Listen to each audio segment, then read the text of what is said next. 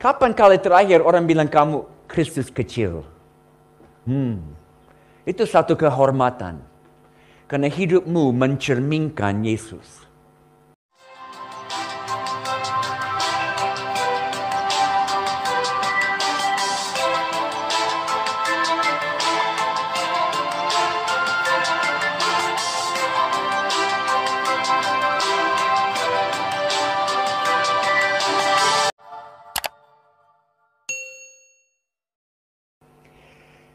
Banyak gereja promosikan doktrin.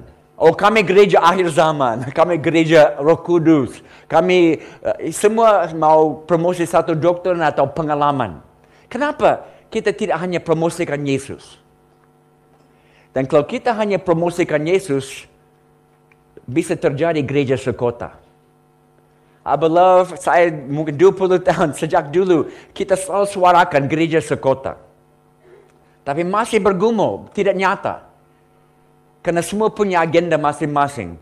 Waktu kita taruh agenda dan hanya promosikan Yesus, bisa jadi gereja sekota. Jadi kalau Tuhan bekerja di sana, di tengah-tengah mereka, kami bisa tutup di sini, pergi ke sana, bantu mereka. Yang penting Yesus ditinggikan. Bukan branding kami ditinggikan. Ada lagi. 25, 26. Lalu pergilah Barnabas ke Tarsus untuk mencari Saulus. Siapa Saulus? Dia rabi yang di PHK.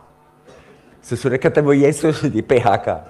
Dan setelah bertemu dengan dia membawa dia ke Antioquia. Mereka tinggal bersama-sama dengan jemaat di situ 1 tahun lamanya.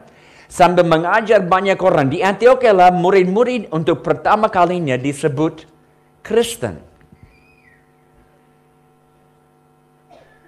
Gereja masa depan adalah gereja yang mengajar firman dengan caranya sampai semua orang dipulihkan dan mulai mencerminkan Yesus. Kelihatan seperti Yesus. Mereka disebut Kristen pertama kali di Antioquia. Apa istilah Kristen? Kristen arti apa? Kristus kecil. Kristen artinya Kristus kecil. Jadi di Antioquia lah, Kristen adalah ejekan. Itu kata ejekan. Masyarakat lihat mereka dan mereka, oh lihat Kristus kecil ini. Karena mereka mencerminkan Yesus. Mereka kelihatan seperti Yesus.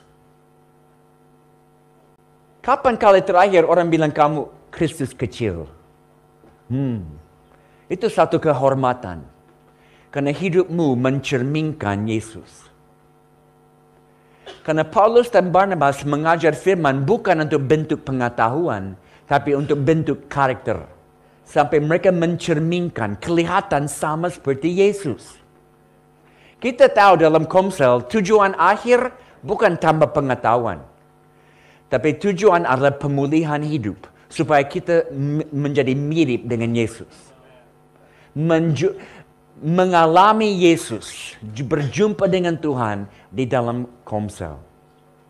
Itu yang mereka buat di sana. Dan itu terjadi karena ketaatan. Kita bisa bicara banyak tentang firman, tapi pada saatnya kita mengambil keputusan, saya akan jalankan firman, baru pemulihan hidup terjadi. Jadi saudara setiap kali keluar dari ibadah harus ada komitmen. Satu kali saya di Kuba, gereja di bawah tanah juga komunis. Kami kumpul di pinggir kota, ada 300 orang di tempat rahasia. Saya kasih tantangan 3 pemimpin gerakan ini lari ke depan berlutut responi firman. Mereka bilang kami pemimpin harus meresponi sebelum yang lain. Wow. Saya sangat terkesan dengan mereka. Karena mereka latih jemaat ketaatan. Semua harus responi setiap kali kita dengar sesuatu. Dan itu membuat kita mirip dengan Yesus. Oke, 27. Pada waktu itu datanglah beberapa nabi dari Yerusalem ke Antioquia. Seorang dari mereka bernama Agabus bangkit dan oleh kuasa roh ia mengatakan bahwa seluruh dunia akan ditimpa bahaya kelaparan yang besar. Hal itu terjadi pada zaman Claudius. Lalu murid-murid memutuskan untuk mengumpulkan suatu sumbangan sesuai dengan kemampuan mereka masing-masing dan kirimkan kepada saudara-saudara yang diam di Yudea. Hal itu mereka lakukan juga dan mereka kirimkan dengan kepada penetua dengan perantaran Barnabas dan Saulus. Jadi, gereja masa depan adalah gereja yang akan dipimpin oleh suara Roh Kudus. Akan mobilisasi cepat. Tuhan akan bicara dan mereka akan lakukan cepat. Tidak harus rapat badan pengurus. Dapat suara dari seluruh jemaat, setuju atau tidak. Mereka mobilisasi cepat. Saudara, di gereja di Indonesia, seluruh dunia, ada yang mementingkan firman, tapi tidak terlalu Roh Kudus. Atau ada yang mementingkan Roh Kudus tapi tidak terlalu firman. Gereja semula, mereka punya firman dan Roh Kudus yang pimpin mereka. Bukan rasul-rasul. Saudara tangkap ini, gereja semula waktu mereka mulai keluar dari Yerusalem, rasul-rasul tidak terlalu berpengaruh. Dua otoritas gereja semula adalah firman yang tertulis dan Roh Kudus yang pimpin kita ke dalam penerapan firman. Bukan rasul-rasul. Jadi, waktu Agabus bersuara hari itu, mereka tahu dari firman harus besar hati, harus murah hati. Dan Roh Kudus pimpin mereka untuk mengarahkan murah hati ke Yudea dalam kelaparan ini. Jadi seimbang, firman dan Roh Kudus membawa, dan Roh Kudus harus dengar dan mengikuti. Harus mobilisasi cepat. Di dalam masa akan datang, kita akan lihat banyak perubahan di dunia. Pintu sebentar buka, kita harus siap masuk. Kalau lambat masuk, kesempatan, peluang akan tutup. Waktu konflik di Suriah terjadi 6 tahun lalu. Satu malam saya ada di satu tempat, kami baru mulai. Saya dengar laporan dari Suriah, saya lihat pemimpin lain, dia lihat saya, kami buat begini, oke, kami harus pergi. Jadi 6 tahun lalu saya pergi ke Suriah, perbatasan dengan Lebanon dan Jordan. 2 juta pengungsi di Jordan, 2 juta di Lebanon. 1/4 dari semua orang Suriah sudah lari. Dan tidak ada orang lebih terbuka di muka bumi ini daripada orang Suriah. Karena mereka kehilangan semua. Setiap orang yang saya ketemu ada lubang.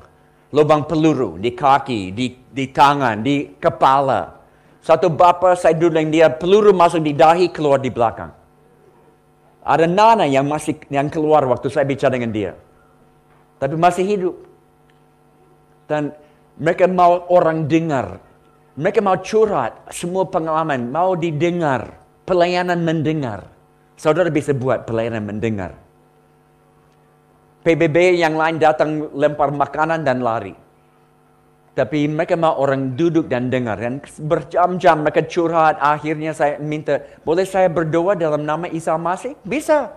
Boleh saya sedikit cerita dari Isa yang bisa menghibur? Panggil semua keluarga. Luar biasa. Tapi peluang itu hanya sekarang mulai tutup pintunya. Kami ada 5 tahun kesempatan di situ. Tidak tahu besok kesempatan akan buka di mana. Indonesia kita ada di dalam kebanggaan rohani sekarang. Banyak orang bertobat. Tapi tidak tahu akan berapa lama.